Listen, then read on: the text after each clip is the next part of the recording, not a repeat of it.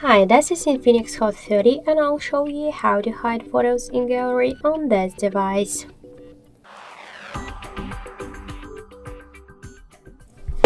So first we should open the gallery app. So unfortunately I cannot here any photos, so let's take a picture right now. Let's go back to the gallery. Okay, and now just to hide your photos, you should select the photo, tap on the right down corner to more icon to these three dots and click to hide. You will find your hidden photos in X-Hide. So okay, click to hide. Now we should protect our privacy security, so tap to start. We should enter the password now. So in my case that will be from 1 to 6.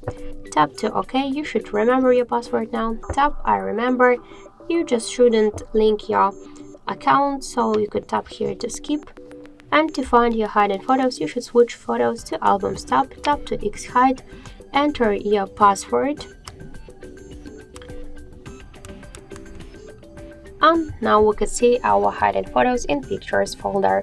So hold it, click to export and hide, tap to export and you'll find your photo again here in the camera roll. So that's it. Thank you for watching, and if you like this video, leave thumbs up and subscribe.